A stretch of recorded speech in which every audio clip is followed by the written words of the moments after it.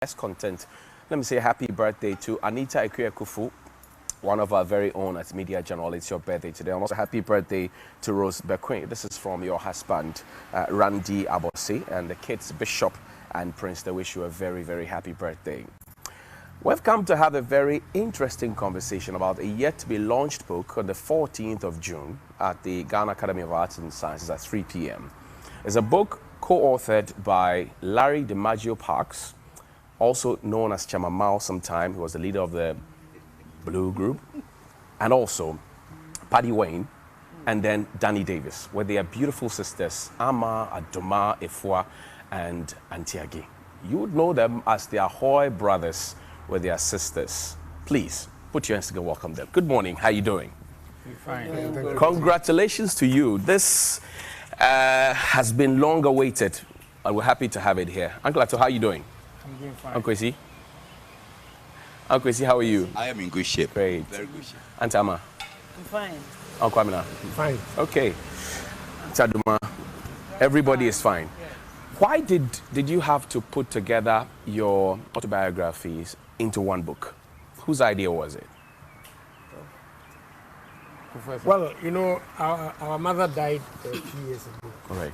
And, our last born, we call her Baby Last, Sister Gay, was wondering if we could, you know, do something to memorialize her. The first suggestion was that, well, we have to put a tomb on her grave. Right.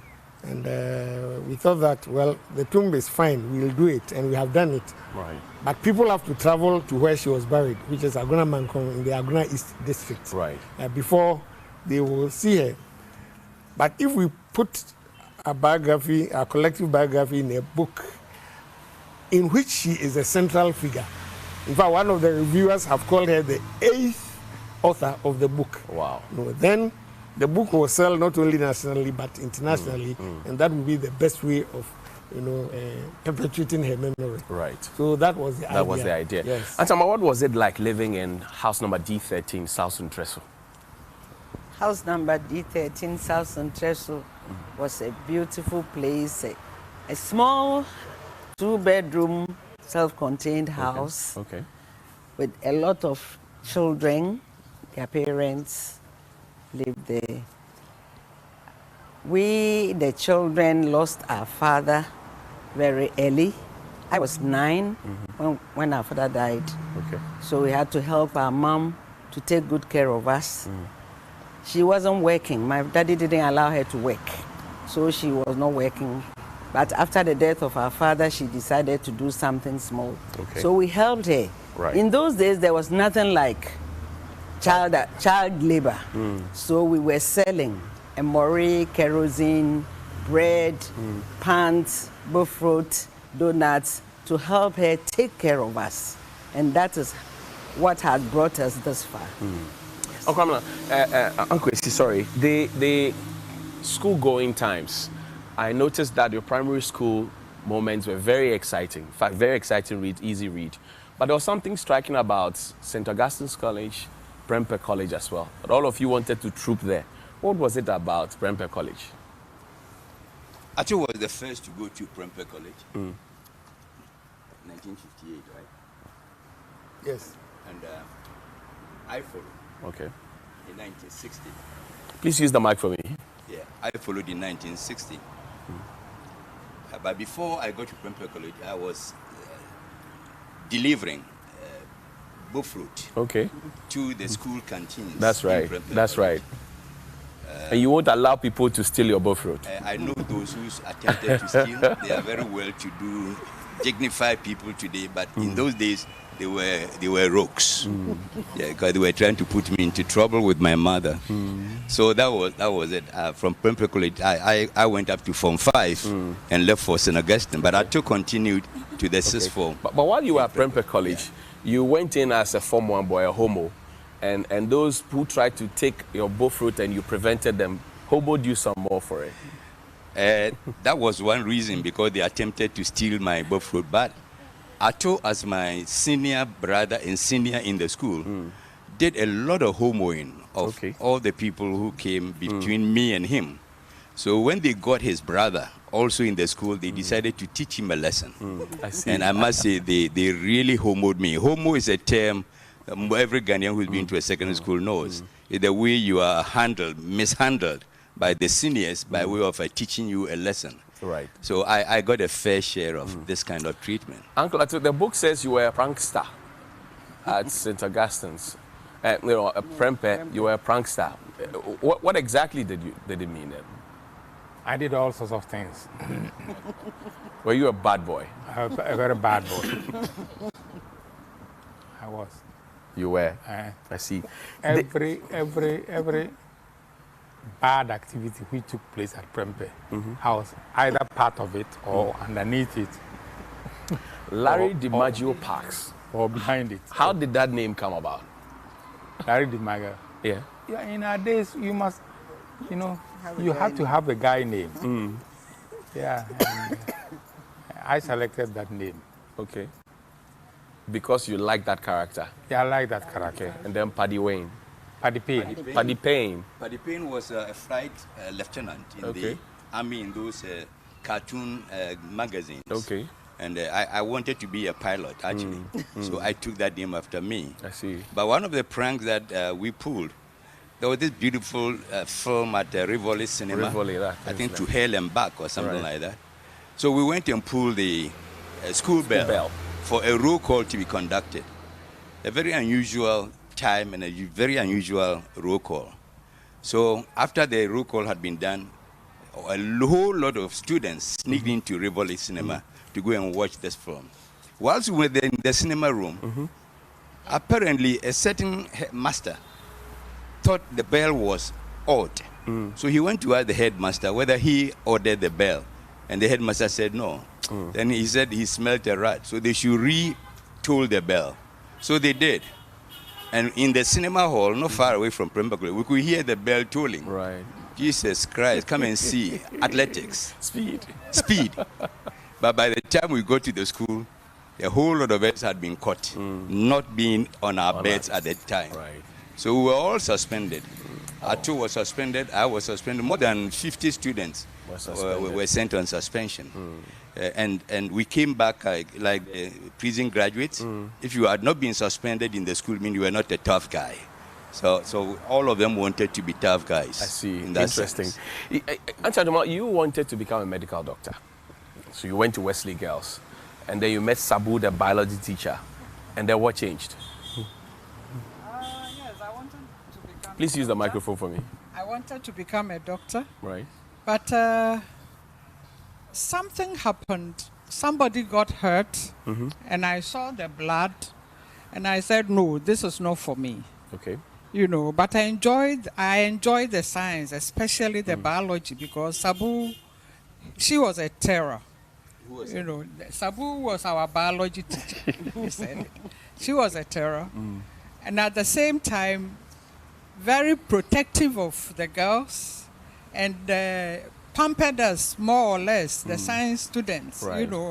If you do biology, she will take you to Elmina Beach. You go and look at the sea urchins, sea anemones, he will take you to Kakum Park and all those places. Right. So we really, really enjoyed her class, But I decided that no, medicine is not for me. Not for you. I'll change to art subjects. Right. O-level, I did 9 subjects because I wanted to do. But because I did 9, it included all the art subjects too, so I could change easily in this form. Interesting. A la carte, the chapel prefect. A la carte is not here. A la carte is not here. A la carte is not here. Oh, she's not. She's the one that I'm directly after. Directly after, but Yes, she was the chapel prefect. She was the chapel prefect. But then again, there were 2 teacher trainees. And how did you end up there? Because all your others went to secondary school. So how did you end up there? Right. I went to the training Oh, college. you went, okay. Originally, I wanted to be a nurse. Right.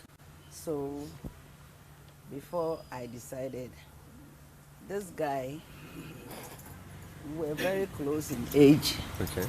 And in those days, women were not given the chance to go to school. We were to be housewives. Okay.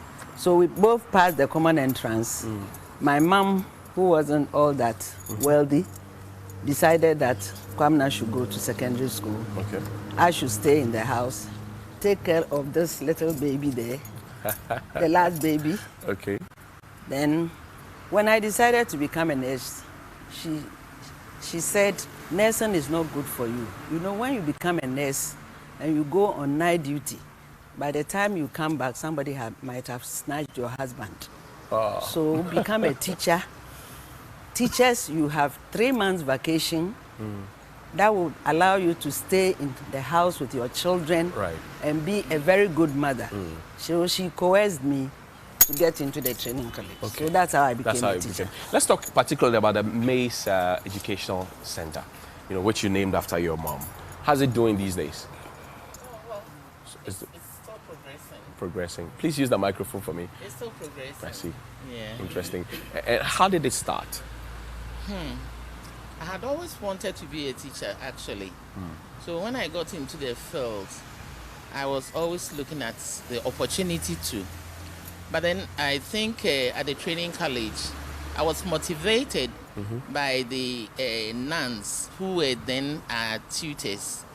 The St. Louis Training College staff was made up of basically the Catholic nuns. And they were always inspiring us too. So when I finished school, did a few of the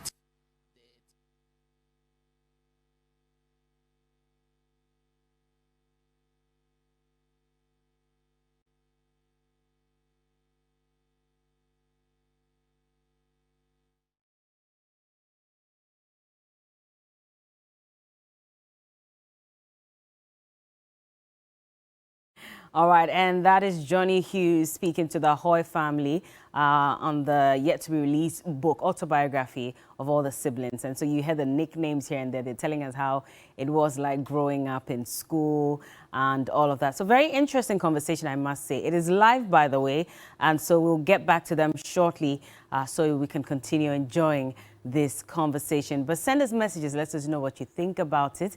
The hashtag is TV3Newday. We're speaking to the Ahwoi family. And of course, you understand what that means as well. This is a different book, by the way, an autobiography of the family. And those are some photos, you know, that you'll find in this book that is yet to be launched. And so, yes, that's them. A number of sisters and brothers all together.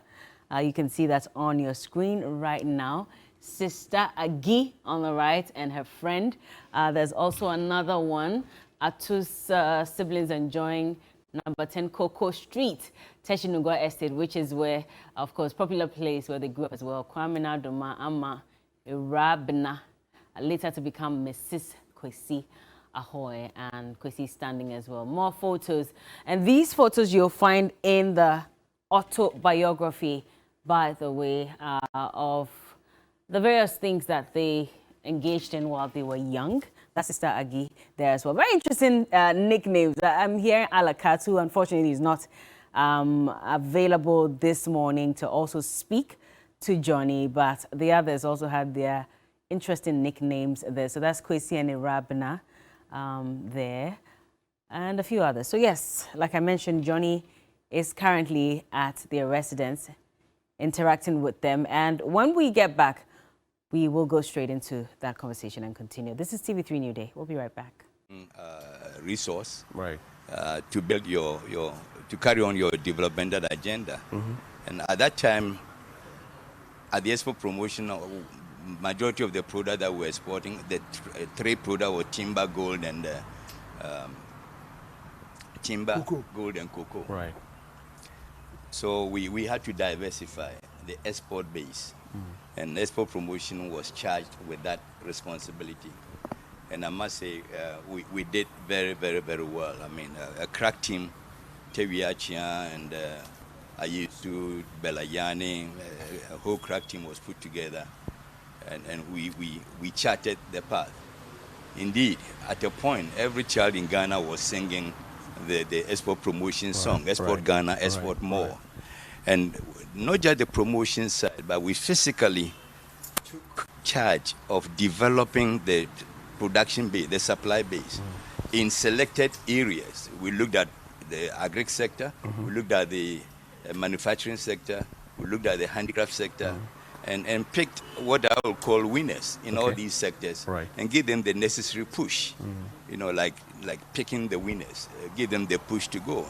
In the pineapple industry, for example, I can mention Combined Farms of blessed memory. The owner, Safo, is gone, but the business still runs. His children have taken over.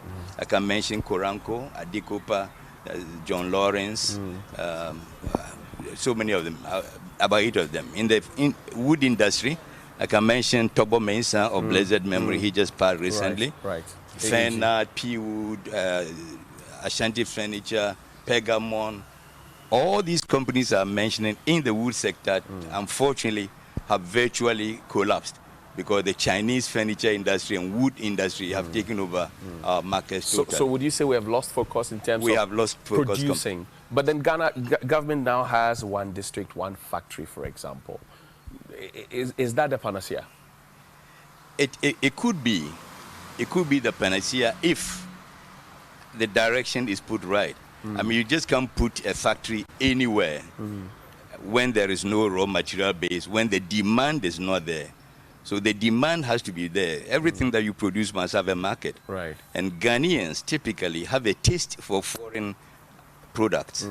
We do not appreciate that which is locally ours. So you have to make a concrete effort to develop the taste of the Ghanaian so that they will buy what you are producing. Right. Otherwise, we'll produce, but at the end of the day, there will be no market for it. Interesting. Uncle Atu, I'll come to you. I wanted to come to Auntie Ama, but I'll come to you first before I go to, because rural electrification, again, conversations about Doomsaw, whether it is gone, whether it's there. You had a concept for rural electrification because you had gone to the US, seeing that even people who lived in rural US had access to light, even though they couldn't pay it. And then you found your very good friend and protege, Dr. Charles Rekubrobe, who worked closely with you in that direction. But you had a target for 2020 to make sure that the whole country was electrified or had access to electricity, I should say. We missed that target. How does that make you feel? We missed the target. It should have made me feel very sad, but I'm very happy. Why? That's strange. I'm happy that because even though we missed the target of 2020, by the time I was leaving the ministry, a fairly good percentage of the country had access to electricity. And later on, it became a competition amongst the various chiefs, and then also a competition amongst political parties. Every political party wanted to be associated with rural electrification. Right. And then in their manifestos and campaign promises, they would say that, oh, when we will come, we'll continue the rural electrification. So it's one of the few projects in this country which was not abandoned by successive governments. They continued with it, and it caught on very well. When we moved in and we were doing this rural electrification, we realized that we needed a timetable. So we had an electrification program whereby each and every town was slated for a particular date for which they would get electricity. Okay. And we also said that if you wanted to jump that queue, then you must provide your poles. If you provide your electricity poles, then we will bring you the what we call the electricity wire, and then the transformers. Okay. And this became one of the most interesting things that I've ever witnessed. Interesting. You go to a village, and the people want to distool the chief because he hasn't brought electricity to the village. Meanwhile, a small village next door has got electricity. And it went on very well. After that, we decided that if we are sending electricity to all these villages, what about the people whose houses and whose villages were inundated by the lake, the formation of the lake? Right. Like towns like Ketekrachi and the rest. The original Ketekrachi is underneath the lake. So we had to come in with a program whereby we could give these towns also access to electricity. Okay. Now, the conversation about access to electricity also comes with pricing. Recently, we've heard the ECG go to PURC to say we want to increase the tariff so that we can serve you better. What do you say? You see, when you move into party politics, people want to take popular decisions. I served under a military regime where we had no time for popular decisions. We had time for practical decisions. So in those days, the problems that we are facing now were not there. Because if the PNDC decided that electricity tariff should be this, that was it. End of story. End of story. No debate. Not today. Today, you go to Parliament and talk and nothing will happen. I see. You have to go to PURC, who would then determine for the producer or the generator of the electricity at what prices you sell the electricity. Let's talk about CT and H Limited. You know, did a lot of. No, Moving to Aduma. I'm moving to Aduma. Thank you very much, Auntie Kwato. CT and H. So many things that you were involved in, but particularly you were interested in the distribution of books to schools, and you did that excellently. How do you take it now that 3 years on after changing curriculum for school children, they have no access to textbooks? I mean, you run an educational institution. How do you take it? It's really, really sad. Very sad because just yesterday I was talking to somebody and we were saying that... You have to speak up loudly for me. Thank you. With all the talk, free SHS and all that, right. Since 2017, no books have been printed. The only books that have been printed are past questions for SHS students and even past or questions for primary 3 people going to primary 4. I know that contracts are now being given for books to be printed for the other classes and schools. Right. We were not into printing. Some of the printers or publishers were contracting us to distribute the books for them. So the business was, if you know a publisher, then you contact the publisher and then he will give you the contract to distribute. So you do it for one publisher. He sees that, oh, you are good. You go, because when you send the books to the districts or to the schools, there are certain things certain requirements. You have to fill forms, make sure everything is ready before you bring those documents to education before they are paid. That's right. And we're doing that very well. So we got a lot of the people, a lot of the publishers contacting us to do the distribution. Interesting. We have missed a lot because there have been no publication of books. So business is not as it was then? As it was then, since 2017. The last books that were distributed were printed in 2016. Interesting. You know, but 2017, that was when the books arrived and that was when we did the distribution. And therefore, there's something striking in the book I saw about education, free SHS, but then you also mentioned that mantra had not been watered down to the grassroots. So people, for example, walked up to May Educational Center thinking that, well, if it's free at the top, it should be free at the bottom as well. And you had confrontations with parents who couldn't just understand that it's supposed to be free. Why are you being difficult? How did you deal with that situation? It has not been easy even up to now. It has not been easy even up to now. People still think that once it's education, it has to be free. But God's so good, there are some people within the country who know that getting things free normally doesn't end well. And so they are still with the private sector. It's not just maize, but every private school had a hitch. And we form an association, so we encourage ourselves. Okay. I, for instance, am the president of the Council for Private Early Childhood. Right. And so when we meet, we discuss, and then we also look at the way forward to encourage the few that still cope with us. We've lost a lot of our students. Right. And I must say that the few that are even coming, paying school fees is not as easy as it used to be. So we are with it. Antama, which of mommy's legacies are you championing to preserve properly? Auntie May's legacies. Ma's legacies. Yes, Ma. She was kind, very loving. You get to her house, whether you have eaten or not, you have to eat.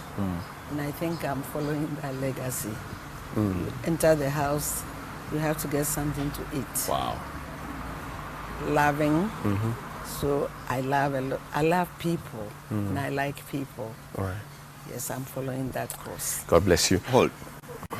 Let me add something to what Please she do. said. Our mother was a motherhood.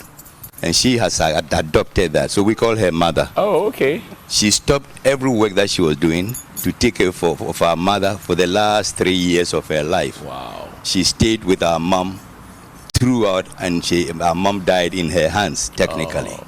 So she made that call. Exactly. After that, our sister, Adoma, also had a problem, surgical problem. Amma moved to Adoma's house and stayed there with her and they are still there, for about a year. And I will add to it Yes. also. I wasn't well at some point in the US in 2010.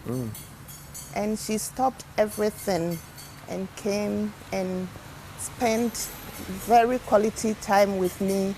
And nobody even told my mom that I wasn't well. And she was wondering why my sisters came, because the two of them also joined. And she kept wondering.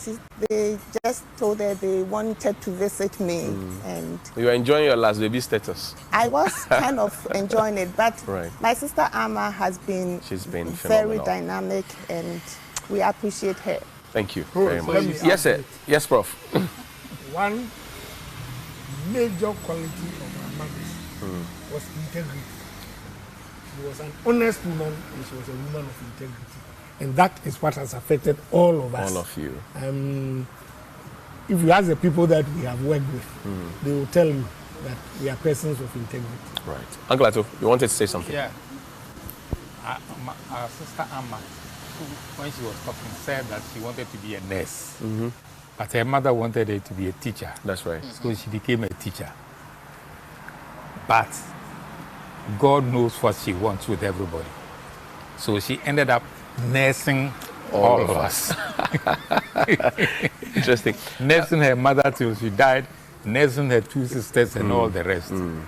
That's how the world is. A true nurse, Florence Yeah, a Nightingale. true nurse.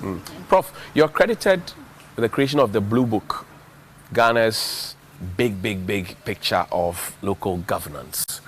These days, when you sit down and look back after 26 years or 26 years on, what do you see? I remember that when the whole conversation about Article 241 and then Article 55.3, whether to appoint or elect MMDCs to vote for them on political party lines, you had, together with your compatriots, written a very interesting read for the chairman of the NDC, Officer Mpofu, to read out, which, in fact, days after had that proposal by the President, Ruhaji Alima Mahama, who was Minister for Local Governance, withdrawn. When you look back now at what you created, what's being practiced now, what would you say? First of all, a little correction. I did not create the Blue Book. Chairman Rollins at the time put together a team of 29 political activists, camped just at the VRA facilities at Akuse. Okay. So the group became known as the Akuse Group. And it was that group that developed what the media, it was the media that gave it the name, the Blue Book. Okay. But the actual name of the book was District Political Authority and Modalities for District Level Elections. That was the name. But the cover was blue. So the media we gave it the blue book. They gave it the name, the blue book. So it was after that proposal had been put together that Chairman Rawlings then called me and said, and after the proposal had been put together, I went around with late Justice D.F. Annan to get the buy-in of Ghanaians by touring all the regions with the book. Okay. And then when we finished that exercise, Chairman Rawlings called me and said, look, the way I had been able to market the blue book, he thought I was the best person to implement the contents. Right. So then he appointed me PNDC Secretary for Local Government. And it became my responsibility to implement the proposals in the blue book. So I didn't create it, but I was responsible for the implementation. Now, you ask about the DCs, their election, etc., and the abortive referendum. Right.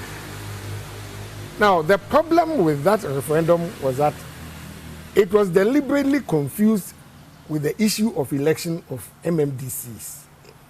The NDC, and for that matter myself, we have always been in favor of the election of MMDCs, but not on partisan lines. Okay. Now, Article 55, which you mentioned, deals with making district assemblies partisan. That's right. That one you require a referendum because right. it is an entrenched provision. Clause, yeah.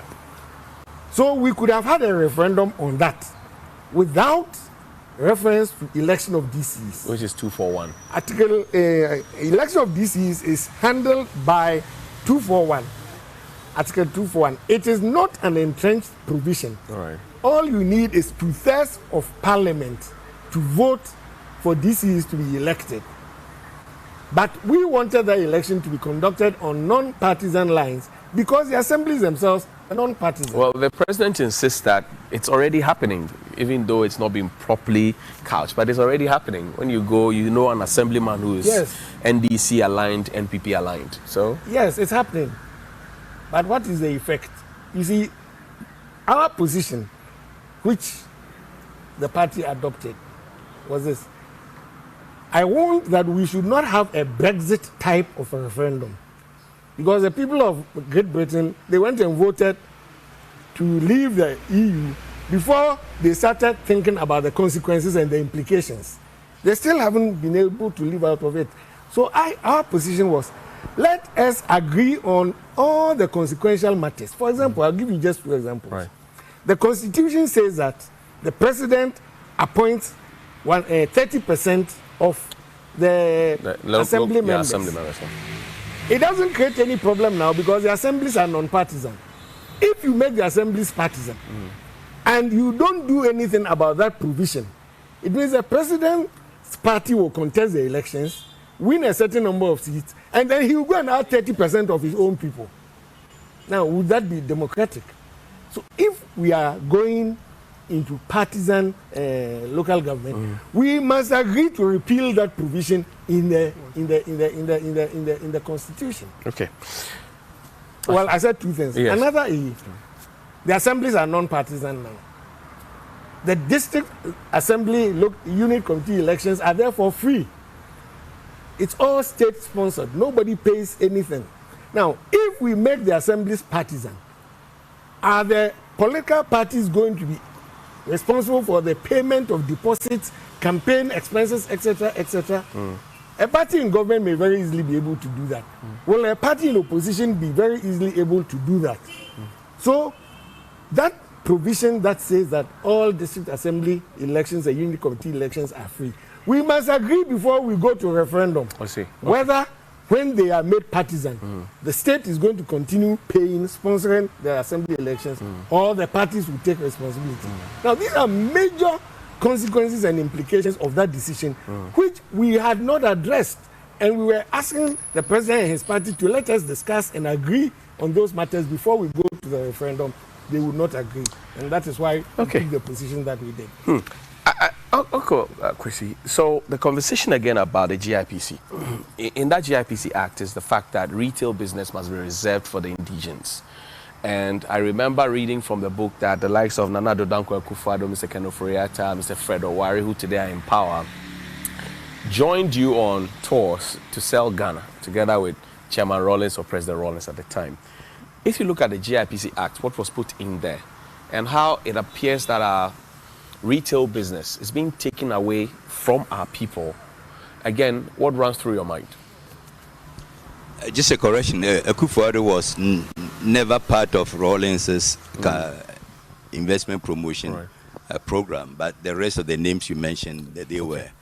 And it was deliberately, calculatedly done, because at that time, we're not looking at party colors. Okay. Rawlings was going to look for business for Ghana, and we looked at the leadership of the private sector. And whoever were the leaders of those private sector, we roped them in, and also those who were doing well. So I can mention Furata, I can mention Owari, I can mention Togbe Afedi, I can mention a whole lot of them joined us on these programs. But that clause that says our retail trade in the market should be left to Ghanaians, at that time we thought was a necessary condition, because most of our businesses were actually traders or manufacturers' representatives. As a matter of fact, a lot of the traders go out there to China, other India, and bring their goods to come and sell in our markets. These are not goods that have been produced in Ghana. Again, it takes me back to what I said earlier. If we had our demand, our taste for made in Ghana goods, then the beauty would be that Ghanaian goods will be those that will be promoted by these traders that we are talking about. I mean, if you go to Malaysia, Indonesia, Thailand, etc., all the goods that you see in their shops are locally manufactured goods. And that's what we go to buy and bring and sell here. And then we say, after we brought those goods, we should not allow others to come and compete with us, the Nigerians and all. We'll keep on having this problem because we haven't solved the basic problem. What do we need to do? You talked about the factories, and I said you need a change in taste. You need to set up factories that will produce locally, and I will mention Eku Juice. Eku Juice, to me, is one of the leading factories that have been put up. But Eku Juice is facing supply problem, raw material problem. So the supply side is always the constraint for us. Even though the demand is there and the market is searching for Eku Juice, remember there's all this competition of fruit juices from the Don Simons of the world, the Perez and all that. Eku Juice is trying to break into that market, but it cannot sustain itself unless we look at the supply side of things. So I would encourage our traders not to hammer that point about encouraging them to sell imported items to the exclusion of others, but they must make concrete efforts to promote locally produced goods. Interesting. Yes. Uncle Ato, so the use of LPG and then the establishment of the cylinder manufacturing company, we're also talking about free distribution of cylinders captured in the book, achichiri stoves, ahibenso, Bost, establishment of Bost and all of that. Now we're talking about what do you call it? The cylinder recirculation program, which looks like it has stalled, because now the reality on the ground is that people go to the LPG stations and they ask, they can't buy the full 14 kg. They say, give me 20 cedis, 10 cedis, like the motor riders go and buy fuel. You had a master plan. This cabinet has a master plan. The cabinet before had a master plan. But why are we not getting it right? Why are we not getting it right? We always seem to have a plan, but it looks like the plan doesn't fall in place when we need it the most. We are not getting it right because we are not going back to basics. You see, there should be a reason why we have to introduce the LPG program. The deforestation in Ghana is quite acute. And in our time, we thought that we should be looking at how to solve the deforestation problem, because the desertification was coming down. The Sahara Desert was coming down. And so we had to plant trees and all the rest. Meanwhile, as we were planting the trees, people were cutting the trees down for production of charcoal. Right now, we are looking at a situation where people think that we should be able to just go out there and sell LPG. But no. We thought in Addis, me and Yokumbobe and there is also in the rest, we thought that look, we needed a plant in Ghana to produce the cylinders. And we produce the cylinders here. The cylinder manufacturing plant is there now. And what we did was we produced a 14.5 kg cylinder. And then we also produced the 5 kg cylinder. And the 5 kg cylinder, we call it Ashige, that is tortoise. Because it was carrying its own house. We put a gas thing on top, right, so you could cook on the cylinder because of the gas thing. The cooker could have been put on top of it. Right. And that's why I'm saying that you have to look at the philosophy behind what everybody is doing. Okay. If you think that you want the people to benefit from a program, first thing you ask yourself is, can they afford it? We knew at that time that the Ghanaians could not move from charcoal and firewood to LPG, which is being sold. So the first thing we did was to say, look, cylinders are free. You don't have to pay for it. But then somebody must pay for it. And whose bill was that? The bill was being footed by all of us. We calculated that every household will use about 6 cylinders of LPG every year. So if you're using 6 cylinders of LPG every year, we looked at the price of the LPG, divided it by 6, and added it onto the price of the LPG. So all of us were paying for it without us knowing that we were paying for the cylinder. And people were very happy because Ghanaians, we like free. And this one was free. But again, we are planting trees. Last year we planted 5 million, 7 million trees at a cost of 12 million trees. This year we have estimated to plant 20 million trees. But in the mix, there's Achimota Forest, there's Sakona Ramsar sites, the conversations. Once the forest restarts back, is that what you see as well? Are you serious about that question? I am very serious. I have to talk about microphone, please. Every government that has come has the master plan. Right. Okay. So the master plan, he's saying, let's stop desertification. Let's reforest our thing. Let's use gas because Ghana was about to find gas, and we're also hoping for Nigerian gas. Our Tuambo gas was coming on stream. Right. So what they did was to supply all secondary schools with gas stoves to convert them from using charcoal and firewood. So if you went to all those schools, they were using gas, right? And police, all the institutions were using gas. This was a clear policy addressing the totality of the issue. Unfortunately, that gas, and at that time, gas was the cheapest among the fuel pricing, petrol, diesel, and gas. Gas was the cheapest, so everybody could afford it. And indeed, when you went to rural Ghana, you could see people moving into gas and stopping. But where we are today, the gas project has virtually died because gas is very expensive, and therefore, all the truck that you meet from Chiaman from a front place coming loaded with charcoal, they've gone and cut all the trees there and turned them into charcoal. During our time, cocoa evacuation, cocoa days, they were in Bronhafu area. When cocoa moved from Ashanti region to Bronhafu, all those areas were cocoa growing areas. Right. Now the cocoa industry doesn't exist there anymore. Instead, the desert has taken over. So these policies not only must be continued, they must be sustained.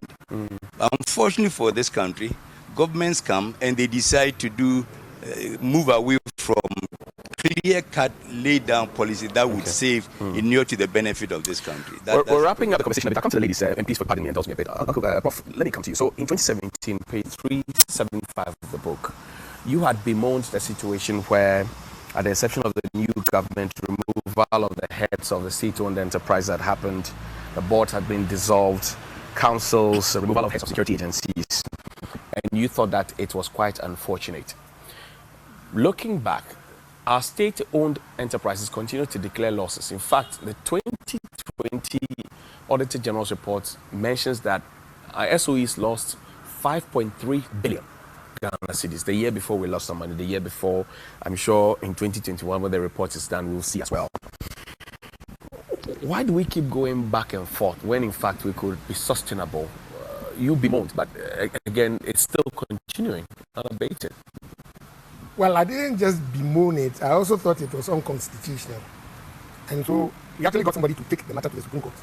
The case is called Donko against the public, right, against the Attorney General. Right. It's reported in the, I think, 2020 or so Ghana law reports. It took the Supreme Court 3 years to decide, and they decided that what the NPP government had done was unconstitutional. But by that time, they had sacked all the people who were at post, and they had brought in new people.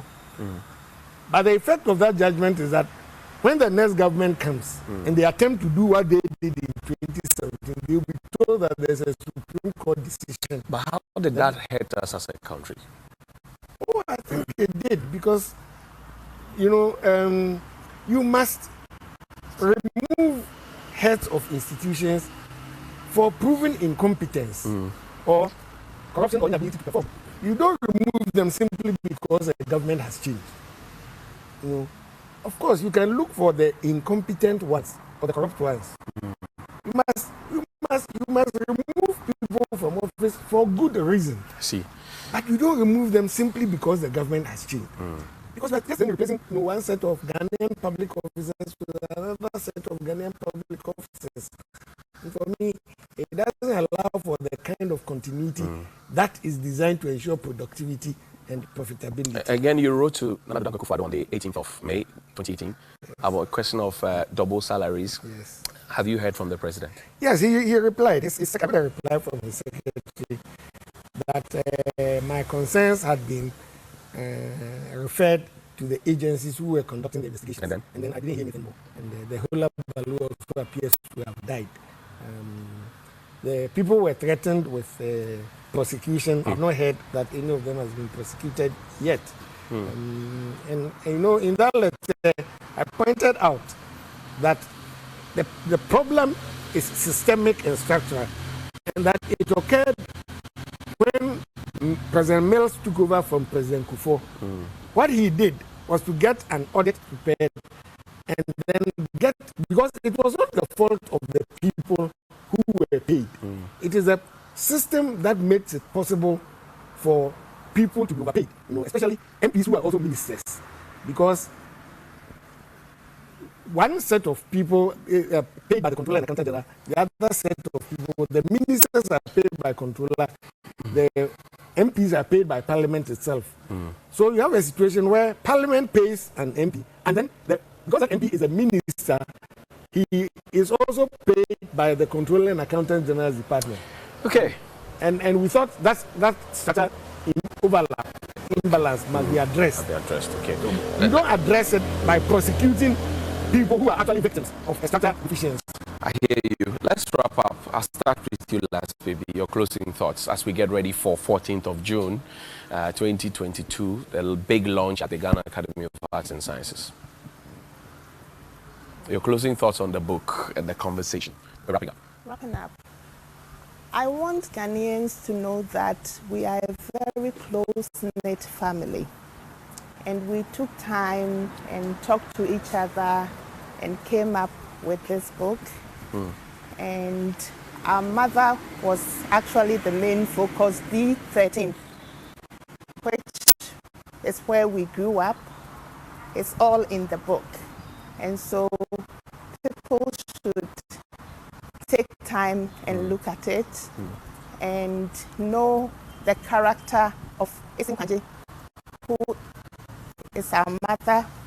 Right. And she encouraged accountability and thoughtfulness. So I would encourage people to get the book. Thank you.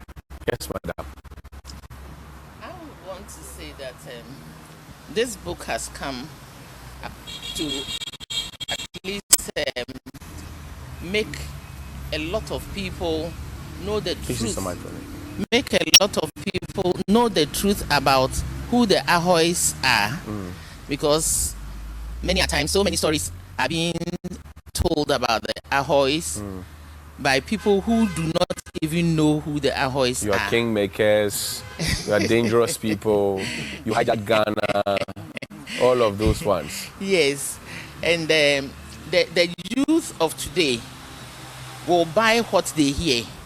So for the book to be launched and to be sold for everybody to get hold of, I think will go a long way to explain some of the issues that people are battling with, especially when it comes to the political arena, and especially in our constituency, Aguna East, where a lot are being said about the Ahwois, that they have done nothing for their constituency, and so the youth are buying into it and making it look as if the Ahwois have gotten themselves out of their constituency. You tried to be MP Uncle Kwesi as well. Yes. It didn't work.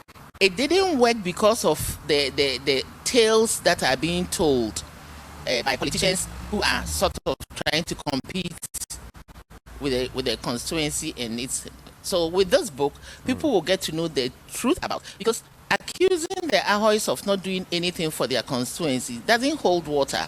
None of the Ahwois have become an MP in the constituency before. You see, almost all the three brothers have been ministers, but to become a minister you are accountable to the whole country, not just your constituency. And so therefore what they did for their constituency, they did it not just because of their constituency, but they did it because it's for the whole country. Right. But with this book coming up and being launched on the 14th, I think my constituency people would get to know us better. We are a very, very loving group of people. I hear you. Aduma, do you also feel the same way? Yes, I feel the same way.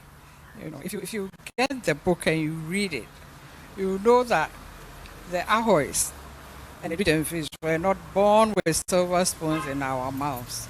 We went through a lot. Right. From nothingness to where we are now, because God gifted us with, I would say, with brains. That's right. So we all studied very hard, and we got to where we are now. So I'll encourage the youth especially not to look at money first, you know, but look at schooling. A lot of people go to school now just for the sake of going to school because they know that they'll get free money somewhere. That's right. You know, we sold everything under the sun to help our mother bring us up where we are. So I'll encourage the youth to also learn, school, and come up, you know, as people who will benefit the country. Thank you. Uncle Atu. Yeah. This book is a story about how... John, my namesake. This book is a story about how from nothingness you can get somewhere. Right. And we were lucky that we all were born during the Nkrumah era, or just before or after, or during the Nkrumah era. And in Nkrumah's time, once you pass the common entrance, you didn't have to go and see anybody. You'll be staying home, then they'll bring you a letter that you've been admitted to Prempeh College. Nanasi Embra. The Nanasi Embra symbol. So it is a book which tells single mothers, single fathers, single sisters that you may have a child without support from one parent, but your children can make it if you apply yourself diligently. And as my sister was saying, they sold everything from drawers to mori to everything. I hope you know drawers. Yes, sir. Those days, our mother was sewing drawers. We didn't have the panties, the Marks and Spencer, and all those things which are now being bought in the shop. Right. We all had to wear the CD cloth drawers. Right. And we sold those things with happiness because we knew that that was how we were going to survive. And I would appeal to single mothers and single fathers that they should take a leaf from this book and try and apply themselves. I know that times are different now. If even you pass exam, you must know somebody who knows somebody who knows somebody before you can be admitted into school. Yes, sir. Let us all apply ourselves diligently and see where we can go. As I see those boys and girls marketing apples and those things on the streets of Accra, I feel sad for them because I've been through that. Right. But ours was not apples and grapes and the rest. Ours was more Fruit, banana. Fruit, kerosene, bros, and the rest, those locally manufactured items. You see. Thank you very much. Uncle Kwesi, most people do not know, but having read this book, I saw in it that famous diplomatic handshake at the second swearing in of President Rawlings in 1997 was engineered by you and Ambassador Sampi Ali. So he calls you Atu Kissinger. And most people... Kwesi Kissinger, sorry. Well, people don't know that, but I'm sure if they find this book, they'll get a lot more. Looking back to that moment where you felt so much tension at the Black Star Square, you had to engineer that with Ambassador Sampi Ali to get tempers to cool down and for the nation to stand together. What's running through your mind again as we wrap up? At that time? Yes. I think that story should be told by President Kufuor. Right. And he tells me that when he writes his book, and his book is in the offing, this story will be in there. In fact, I'm going to see him to give him a copy of the book. Right. Because it tells exactly what happened. Rawlings had won the election, and MPP totally disagreed about that win, and they decided not to collaborate. So they asked their leader, J. Kufuor, not to attend the swearing-in ceremony, but Kufuor came, and so did the other opposition leaders, Mahama, Asuma Banda, they were all there. But there was tension in the air. Mahama. Edward Nasigre Mahama. Yeah, PNC. Dr. Mahama. There was tension in the air, and Ghanaians were looking for coolness. Right. So I had been, nationalistic as I am, I had been seized by that. And then fortunately, Sampi also was feeling the same thing. So he dropped this note to me that it would be great if J. Kufuor went and recognized Rawlings. And so I took that note and re-edited it, and I said, okay, President, I call him Senior. Senior, this is the moment Ghanaians are waiting for. Stand out of your group, be your gentle self, please go and recognize Rawlings. He asked me how that could be done. I said, if you give me the go-ahead, I'll fix it. So he gave me the go-ahead. I went to Rawlings on the stage and told him Kufuor is ready to come and recognize him. He didn't believe it, but he said, okay, go and organize it. Get Blavo involved. So I did. And at the end of the day, when Abacha left, and that was the arrangement, Rawlings worked with me that we must let Abacha go. Then when he goes, I bring Kufuor and his team through Blavo to come. So exactly that's what happened. Okay. And that was the big handshake the next day when the newspapers picked it up. Don't give away everything. They have to buy the book and come for the launch as well. Thank you. So don't give away everything. Thank you. I was going to say the privilege of reading it. So I was going to say this book talks about virtually every Ghanaian. My siblings here have talked about the street hawkers. Right. I wish they would buy this book. They should find money to buy this book because they will see themselves in this book. Right. Asante Hine is in this book. That's right. J. Kufuor is in this book. Right. John Mahama is in this book. Former IGP. Former IGPs are in there. All the technical people of investment centers for promotion, they are in this book. Cecilia Dapa is in this book. Exactly. Everybody has a role to play, and I want them to buy this book so they will see the leadership that we offer, Right. the example that we give to Ghanaians as a brotherhood that closely knit. But let me conclude by saying it is that close-knit training that our mother gave us that has kept us out of all the political vicissitudes that this country has found itself. Right. Thank you. Nana Ado is in this book as well. Did you know he was a member of the National Association of Socialist Students Organization? Right. You didn't know. Go and read the book. Well, Prof, let me wrap up with you. You are skipping somebody. Yeah, I will. I'll come to her because you said she's your mother. I'll come to her. So, say the Office of the Regulator of Political Parties was a proposal that you had made. In wrapping up, it is not in place. We are going towards 2024. What do you say? Well, I'm hoping that it will be in place because remember Nana Tudazi and I took this proposal. It was contained in the electoral reforms position paper that we developed for the NDC. You know, all the organizations that we met, including the National Peace Council, the chiefs, etc., they all thought it was a wonderful idea. Let me give you just one reason. Yeah, quickly. Now, it is because the Electoral Commission is currently responsible for both the regulation of political parties and the conduct of elections that it is able to say that parties that are even non-existent should become members of the IPAC, the Inter-Party Advisory Committee, and create all the tension and the confusion that has kept the NDC out of the IPAC. So if you have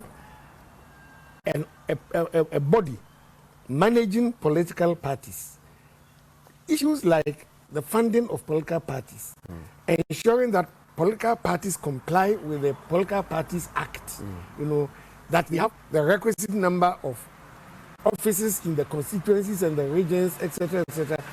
All of these, accountability of political parties.